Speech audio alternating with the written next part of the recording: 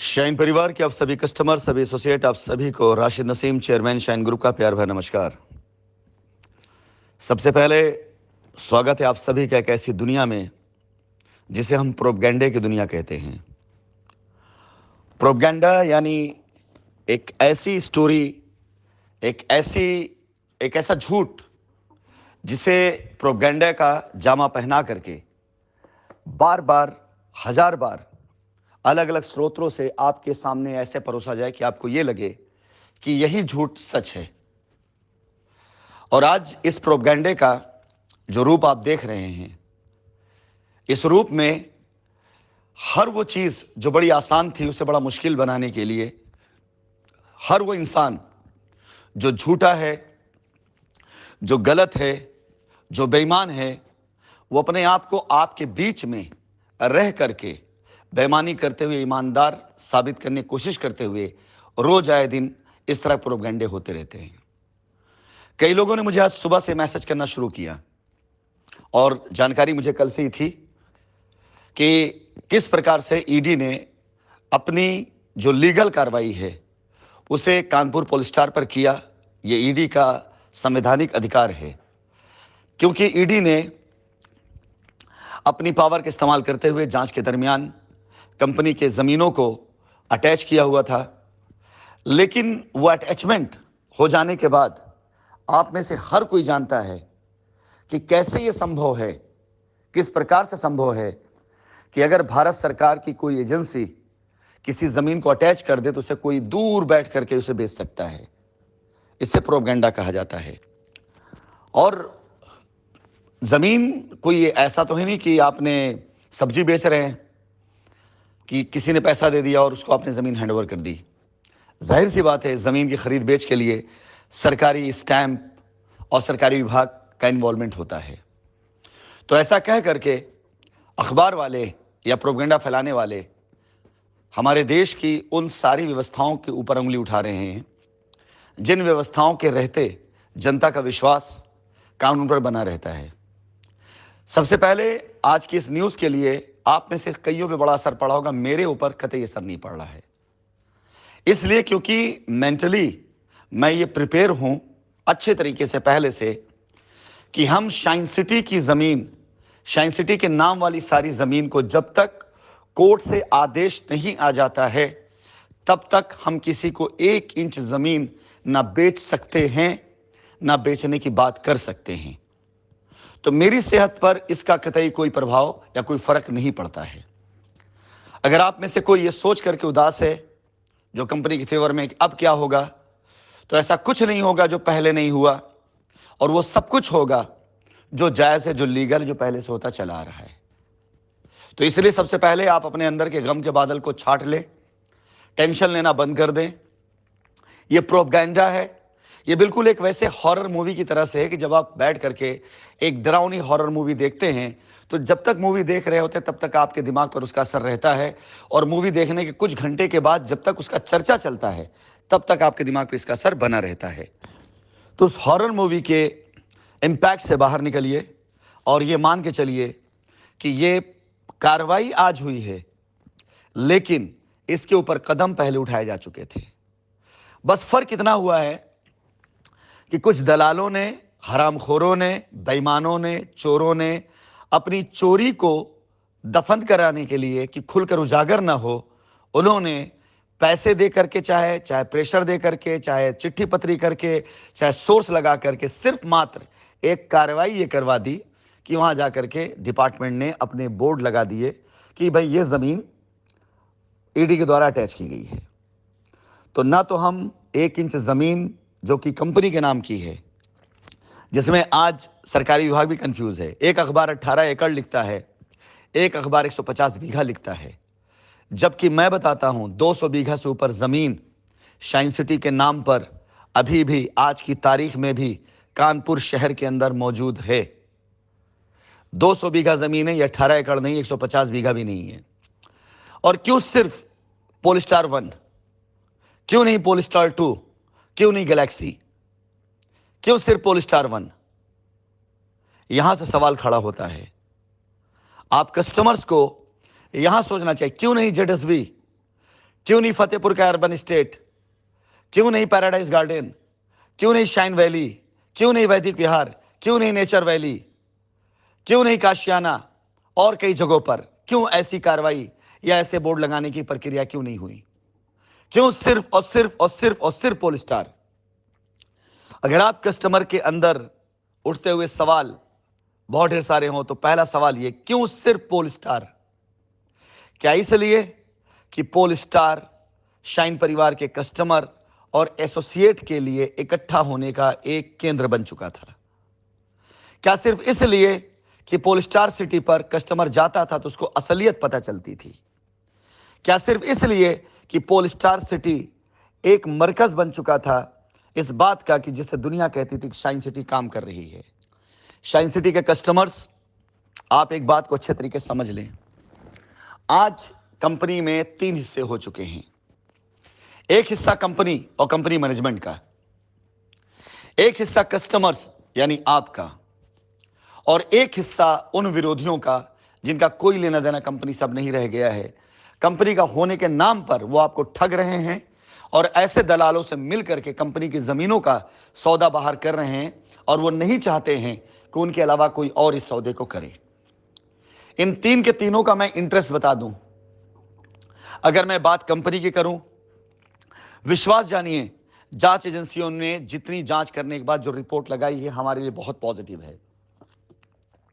उस रिपोर्ट के आधार पर अगर हम कोर्ट से यह सवाल कर लें कि 68,000 करोड़ का स्कैम का आरोप हम पे लगा, कहां 68,000 करोड़ का स्कैम का सबूत?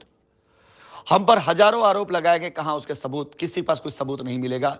हम अपने मुकदमे को पहले दिन से जीते हुए हैं। इसके बाद अगर हम ये आरोप लगाए कि हमारी जमीनों को बेचने के लिए और नकली बेल कराने के लिए, फर्जी बेल कराने खेल खेला गया, तो हम बड़े आराम से मुकदमे को जीत सकते हैं। आज हमारे पास पर्याप्त साक्ष्य और सबूत हैं कि हम अपना समय खराब किए बगैर, अपना पैसा खराब किए बगैर सिर्फ और सिर्फ मुकदमे को लड़ जाएं तो हमें इस मुकदमे से कोई बाहर नहीं कर सकता है। या आप अपने किसी अच्छे लॉयर से, शुभचिंतक से और समझदार खुद से आप सवाल करिएगा कि इतने साक्ष्य जहां पर सैकड़ों कंप्लेन्स इसलिए कराई गई कि उनमें बेल का खेल किया जा सके, इन साक्ष्यों के साथ साथ अगर कंपनी के ऊपर लगाए गए आरोपों में वो आरोप साबित नहीं होते जो कोर्ट में बताए गए, ये सारी चीजें अगर मैं लेकर कोर्ट में खड़ा होकर सिर्फ वहां मुकदमा लड़ूं तो किसी की भी कोई भी जरूरत मुझे नहीं पड़ेगी, मैं मुकदमा जीत सकता हूं। मेरी कोशिश, मेरा प्रयास अब तक सिर्फ और सिर्फ शाइन सिटी के प्रति कस्टमर के विश्वास को जिंदा रखना था।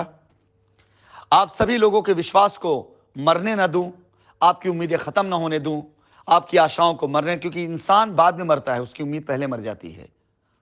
और आपकी उसी उम्मीद को जिंदा रखने के लिए मैं दिन रात मेहनत कर रहा हूं। अगर आज आपकी उम्मीदों का मुझे कतई भी मान ना रह जाए, आज आपका जरा भी मुझे ख्याल ना रह जाए, तो ये विश्वास जानिए मेरे 7 से 8 घंटे, 10 घंटे जो सिर्फ और सिर्फ रिकॉर्डिंग डालने में, सारे डेटा इकट्ठा करने में खर्च होते हैं, वो बच जाएंगे, जिसमें मैं बहुत ढेर सारे प्रोडक्टिव वर्क कर सकता हूं, ऐसे काम कर सकता हूं, ऐसे चीजों में इन्वॉल्व हो सकता हूं जिनसे मेरी खुद की ग्रोथ हो सकती है। लेकिन आप कस्टमर्स की उम्मीदें मर जाएंगी। न जाने कितने लोग मुझ पे कितने आरोप लगाते रहते हैं। आप जरा खुद सोच के बताइए, राशिद नसीम आज इतना बड़ा नाम बन चुका है कि दैनिक जागरण, अमर उजाला, नवभारत टाइम, इन जैसे न्यूज़पेपर के सिटी पेज के फ्रंट पे या मेन पेज पर न्यूज़ के तौर पर आता है। क्यों? मैंने क्या ऐसा बुरा किया है? सिर्फ आपकी भलाई, सिर्फ आपके हित के काम कर रहा हूं। आपके हक को आपके दिलाने के लिए ईमानदारी से आपके साथ खड़ा होकर के अपने पैसे खर्च करके लड़ाई लड़ रहा हूं। क्या यही मेरा दोष है? मैक्सिमम टाइम अपनी जिंदगी का मैं आप लोगों को आपका हक दिलाने के लिए कर रहा हूं। अरे मुझ पर क्या फर्क पड़ता है अगर किसी ने फर्जी एफआईआर कराई, उस पर फर्जी बेल करा के बाहर निकल गया? मुझ पर क्या फर्क पड़ता है? मैं तो उस कस्टमर का एफिडेविट लेकर कोर्ट में खड़ा हो जाऊं और सीधा बोलूं, मिलॉर्ड ये देखिए इनकी लायबिलिटी तो खत्म हो गई। आप आएंगे क्लेम करने के लिए कि नहीं साहब मेरी लायबिलिटी नहीं खत्म हुई। सवाल आपसे किया जा सकता है कि साहब ये एफिडेविट तो आप ही का है, हमारा तो नहीं है। मुझे क्या गरज पड़ी हुई है कि 200-250 फर्जी एफिडेविट को मैं कोर्ट में इनकार करने जा रहा हूं कि कंपनी तरफ से समझौता नहीं है। मैं चाहूं तो 200-250 एफिडेविट को कोर्ट में लगा करके वो सारी सारी एफआईआर की धज्जियां उड़वा सकता हूं।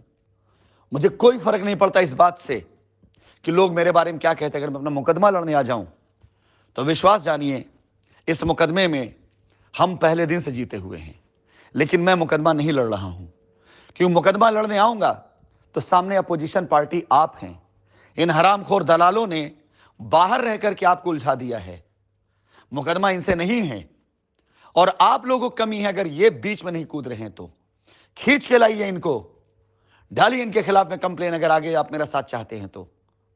क्योंकि अगर मैं लड़ने आ गया आप मुकदमा तो नुकसान आपका हो जाएगा, आप कस्टमर्स का हो जाएगा। ये जो इन्होंने आज अखबार में छापा है, पिछले 1.5-2 सालों में या उससे पहले से भी,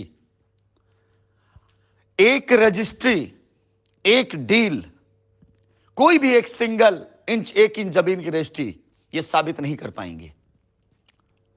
अखबार में छाप दिया कि दुबई में बैठ करके जमीनों का सौदा कर रहा था। इसके पीछे मकसद क्या है इनका? मकसद है सिर्फ और सिर्फ आपको विचलित करना। मकसद है सिर्फ और सिर्फ हर उस बंदे को डरा देना जो आज साथ में खड़ा हो रहा है। अगर आप विचलित हो गए तो मैं आपके साथ नहीं हूं, अगर आप डर गए तो मैं आपके साथ नहीं हूं, क्योंकि मैं लड़ाई आपके लिए लड़ रहा हूं। अगर मैं इस लड़ाई में अपने लिए लड़ने आऊंगा तो आपसे लड़ना पड़ेगा, और मैं इस लड़ाई को अगर आपके लिए लड़ूं तो इस लड़ाई में हम और आप एक ही पक्ष पे खड़े हैं। हमारी जीत तो दोनों की जीत पूरी तरह से संभव है। तो एक पक्ष हमारा कंपनी का, मैंने आपको साबित किया। दूसरा पक्ष आप कस्टमर का है। आपके लिए आपका पैसा, आपकी जमीन सब ज्यादा जरूरी है। पिछले 1 सालों से आप देख रहे हैं कस्टमर के हक की लड़ाई में हर तरह का सहयोग आपके साथ करते हुए हम लोग आगे बढ़ रहे हैं। आप जब अपनी जीत के बिल्कुल करीब पहुंच गए तो तारीखें लगनी बंद हो गई। हम फिल्मों में देखा करते थे, फिल्मों में, स्टोरियों में ये कहानी सुना करते थे कि जनता जब जागरूक होती है तो क्रांति आ जाती है। अब इससे ज्यादा क्या आपके मुंह पर ये लोग तमाचा मारेंगे आपको जागरूक करने के लिए? इससे ज्यादा क्या न्याय करेंगे आपके साथ कि आप अपनी नजरों से खुद देख रहे हैं कि कंपनी ने एक दिन भी ये नहीं कहा कि हम नहीं देना चाहते। ये चोर, बेईमान, हरामखोर जो आपसे पैसा लेकर के बैठे हुए हैं वो आपको अब तक बरगलाते रहे। कैसे ही आपके बीच में रह करके कैसे वहां पर काम कर ले रहे हैं। एक आदमी हजारों मील दूर बैठकर कोशिश कर रहा है आपका पैसा वापस करने के लिए, उसे आगे नहीं बढ़ने दिया जा रहा है, और ये चोर बेईमान वहीं आपके बीच में रह करके आपसे एफआईआर करा करके आपका पैसा फंसा करके वहीं पर आपको बेवकूफ बना रहे हैं और अपना काम कर रहे हैं। कैसे कर ले रहे हैं साहब, और आप इन्हें कैसे बख्श दे रहे हैं?